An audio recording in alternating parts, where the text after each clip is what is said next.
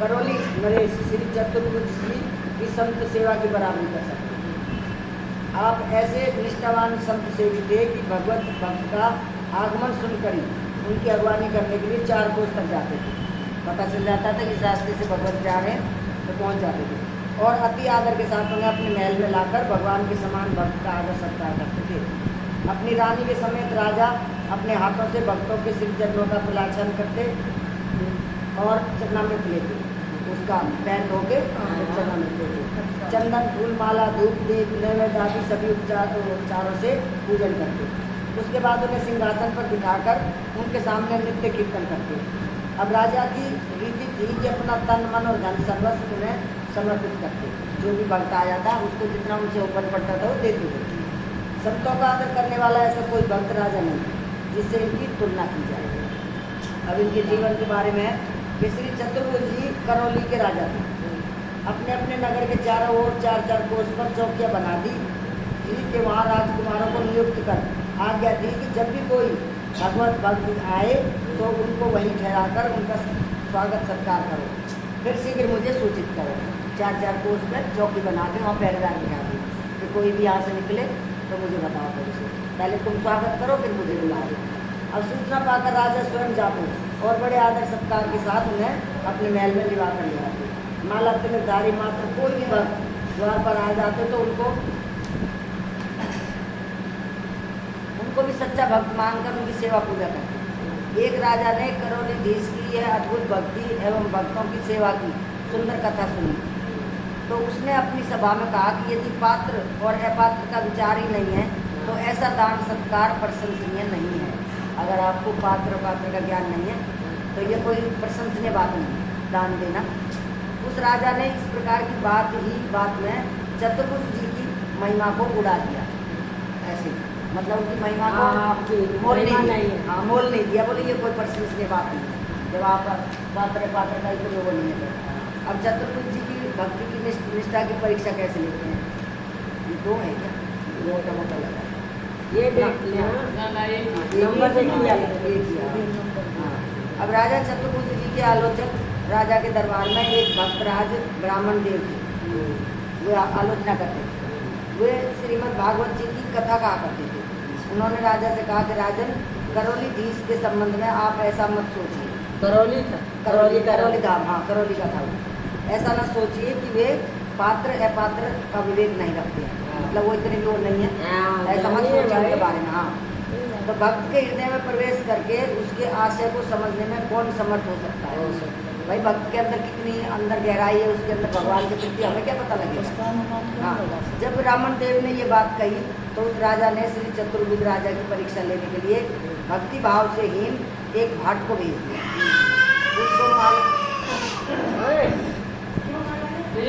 उसको माला तिलक वस्त्र आदि देकर कहा ले जा इसको घर छोटी है बाद में फिर प्रसाद देने आएंगे। अब उसको माला तिलक वस्त्र आदि देकर कहा कि करौलीधीश के द्वार पर जाकर अपने को भगवान का भक्त बता। मतलब एक भाट भेज दिया परीक्षा लेने के लिए। पात्र को हाँ पता चल जाएगा ना। अब राजपाट से भाट से चतुर्भुज जी के आ गया, परंतु वहाँ भक्त वेशभूषा धारण करना अपने को भक्त कहना भूल गया। वो भाट तो भाट ही था, उसे कहाँ याद रहेगी मैं मुझे ऐसे कहना, वो तो भूल गया। भाट को लगा तो अपना कार्य तो धारण कर लिया, हाँ लेकिन उसे पता ही याद ही नहीं रहा, भूल गया। और राजवंश की महिमा का वर्णन करने लगा क्योंकि भाट जो राजवंश की महिमा गाते थे, गिरदावली गाते थे। तो वो ये तो कहना भूल गया कि भक्त होगा तो भगवान के भजन गाएगा, भाट है तो गिरदावली गाएगा। तो वो तो अपनी गिरदावली गाने राजा हो गया। हाँ सब लोगों ने उसे भाट समझकर यथोचित व्यवहार किया। अब भाट की तरह उनका किया, तो गिरदावली गा रहा तो ये कुछ लेके जाएगा। अब वह भीतर कैसे जाने पाता, वो तो बाहर ही रुक गया। 1 मास बाद उसने स्मरण हुआ उसे कि मुझे साधु वेश धारण कर राजा चतुर्भुज जी की परीक्षा लेने को कहा था। अब हाँ 1 महीने बाद याद आया। फिर क्या था, उसने माला तिलक धारण कर और राजद्वार पर जाकर कहा कि राजा से कह दो कि एक कोई भगवत भक्त आया। 1 महीने बाद जब तक गिरदावली गाता रहा।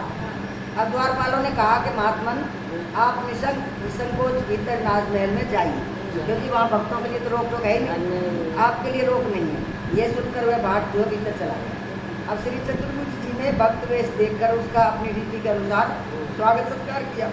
राजा ने भक्ति चर्चा छेड़कर अच्छी प्रकार से समझ लिया कि इनमें भक्ति की किंचित गंध भी नहीं है और किसी ने मेरी परीक्षा लेने से राजा क्यों भगवान की जब बात करेगा और उस बेचारे को कुछ पता ही नहीं तो उत्तर क्या देगा, वो बात ही नहीं करेगा ऐसे। फिर राजा ने अपनी वेश निष्ठा से उस भाट के लिए भंडार खोल दिया कि चलो वेश के प्रति मेरी निष्ठा है तो इस कारण तुम ले जाओ तुम्हें जो चाहिए, और प्रार्थना की कि आप इच्छानुसार धन ले जाओ यहाँ से, सर्वत्र आपका ही है। उस भाट ने मनमाना सोना चांदी आदि बहुत सा धन बांध लिया। अब भगवत भक्त तो उतना ही लेगा कि आज का गुजारा हो जाए कल उसको देखी जाएगी, लेकिन वो तो भाट था उसने भर लिया गुजारा। तब चलते समय राजा ने उसे कीमती गोटे से जड़ी हुई तथा सुंदर जड़तारी वस्त्र में लिपटी हुई एक कौड़ी डिब्बे में रखकर उसे भेंट करके प्रणाम किया। कौड़ी को रख दिया और वो सुंदर लिपटी हुई कपड़े में। वह भाट करौली से लौटकर अपने राजा के पास आया और उसने भरी सभा में सब समाचार सुनाकर जो धन लाया था उसे दिखाया कि मुझे ये दिया है और बाद में ये डिब्बा दिया है। ये राजा को उत्तर है, ये कौड़ी आओगे तेरे 2 कौड़ी का भगत आया है।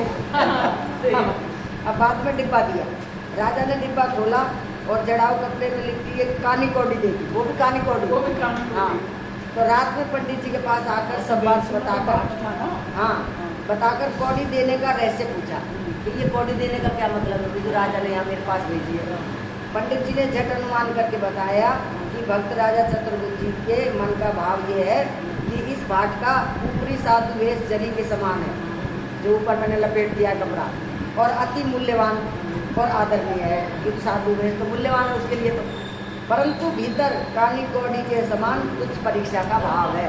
ये कानी कौड़ी इसलिए भी अब समझा दिया ब्राह्मण ने उसको, समझा दी। तो अब राजा का नैना पक्षी द्वारा चतुर्भुज जी की भक्ति के प्रभाव को जानना। अब नैना पक्षी, अब पक्षी के द्वारा उन भक्ति को जानेंगे। एक पंडित जी, भक्त पंडित जी के श्रीमुख से जरी लिपटी कौड़ी के रहस्य को जानकर राजा ने कहा कि महाराज जी आपने अति उत्तम बात कही, परंतु मेरी इच्छा है कि आप स्वयं करौली जाएं और श्री चतुर्भुज जी की भक्ति का वास्तविक तत्व लेकर आए कि वो कितना भक्त है, वास्तविक पता चले। तो पंडित जी करौली गए। उनका शुभ आगमन सुनते ही दौड़कर राजा चतुर्भुज जी उनके पैरों में लिपट गए। जो पंडित थे महलों में से ले जाकर प्रेम भाव में भरकर नित्य उनकी सेवा पूजा करने लगे। कथा वार्ता होती तो दोनों ही प्रेमानंद के सागर में डूब जाते, जब एक जैसे हो गए दोनों। अब पंडित जी की वहाँ से चलना चाहते थे, परंतु राजा अनुनय न करके उन्हें फिर रोक लेता और नित्य नए प्रेम प्रसंग उपस्थित कर उन्हें सुख प्रदान करता। भगवान की नित्य नई लीलाएं सुनाए, वो भी सुनाए, वो भी सुनाए, दोनों मगन। अब अंत में जब पंडित जी विदा होने लगे तो दोनों को वियोग का अशय दुख हुआ कि अब हम एक दूसरे से बिछड़ जाएंगे। तो राजा ने अपना खजाना खोलकर यथेष्ट धन देने की प्रार्थना की, परंतु पंडित जी ने कुछ भी नहीं दिया और कहा कि मुझे तो आपकी प्रीति प्रतीति ने रिझा लिया है, उसके सामने धन क्या चीज़ है। तो राजा ने कहा महाराज जी कुछ तो स्वीकार करें और हमें पितार्थ करें। तो राजा का विशेष आग्रह पर पंडित जी ने कहा कि आपके राजभवन में जो तोता और मैना है इनमें से एक मुझे दे दो। तोता मैना की जोड़ी होगी तो एक मुझे दे दो। ये दोनों पक्षी राजा को अत्यंत प्रिय है, अतः उनके वियोग भय से राजा भी व्यथित हो गया, लेकिन मेरा पक्षी चला जाएगा यहाँ से। भगवान यही तो कहते हैं जो सबसे प्रिय चीज है ना वो भगवान को दे। अंत में उन्होंने मैना को पंडित जी के साथ भेज दिया, मैना को भेज दिया और तोते को अपने पास रख दिया। अब करौली से चलकर पंडित जी उस मैना को लिए हुए उस राजा के दरबार में आए। वह तो राज दरबार में था, वहाँ सभी प्रकार के संसारी लोग आते जाते रहते। राज दरबार में सब तरह के आएंगे लोग, बहस करने में व्यस्त थे, अपनी अपनी बताने लग जाएंगे। उन बातों को सुनकर फटकारती हुई मैना बोली, अरे माटी के धोदाओ कृष्ण कहो, कृष्ण कहो। ऐसे बोली कि माटी के धोदाओ कृष्ण कहो, कृष्ण कहो। हाँ, माटी के धोदाओ सुबह कृष्ण कहो, माटी के धोदे क्यों पड़े हो। हाँ, तब राजा ने पंडित जी से पूछा कि बताइए महाराज राजा चतुर्भुज जी का भक्ति भाव कैसा है। तो पंडित जी ने कहा कि राजन इस मैना से आप ही वहाँ का रहस्य समझ लो, ये आप इसने ऐसे बोला है, तो इससे ज़्यादा और क्या बताओ।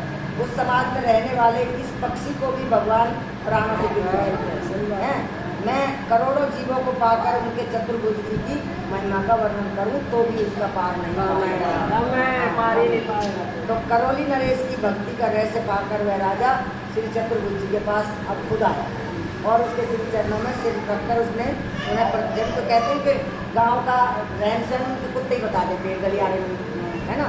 तो ऐसे ही है कि उनकी भक्ति का तेज नैना ने बता दिया तुम्हें वो कितने भक्त हैं। प्रणाम किया, सिर चरणों में सिर रखकर उसे प्रणाम किया। फिर उस मैना को वापस करते हुए बोला कि भक्तराज, इस भक्त मैना को आप ही अपने महलों में रखिए, इसके तन मन में भगवान श्याम सुंदर रमते हैं, क्योंकि वहाँ पे तभी अब राम जी का कोई वो था नहीं, तो इससे पहले इतने अपने महलों में रखते थे। अब श्री चतुर्भुज जी की भक्ति भावना का अनुचित लाभ उठाने के उद्देश्य से एक डाकू साधु वेश धारण कर उनके पास आया। उन्होंने भी उसे महल में निवास कराया। ऐसे ही एक दिन राजा की अनुपस्थिति में उस डाकू ने रानी के गले का एक कीमती हार देखकर उसे लेना चाहा।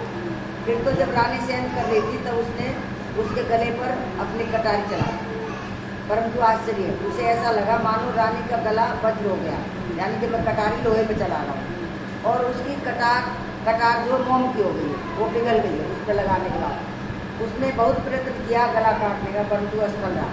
तब तक रानी जग गई, कांपते हुए वह ठग रानी के चरणों में गिर पड़ा, किंतु रानी के मन में किंचित भी क्रोध का भाव नहीं था। वे बड़ी शांतिपूर्वक बोली, महाराज इसमें डरने की क्या बात है, अरे कभी कभी बड़ों से भूल हो जाती है।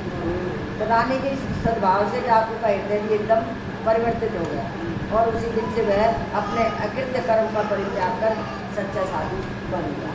देखो भगवान की महिमा, बोलिए कृष्ण भगवान की जय। अब श्रीमती मीरा जी, अब मीरा जी का है, मीरा जी का है और हाँ थोड़ा बहुत है, थोड़ी बहुत तो क्या हुआ, मुझे अच्छा लगने लगा। इतना आ जाएगा, ये तो है यहाँ तक ना, और बहुत है। चल ठीक। मीरा जी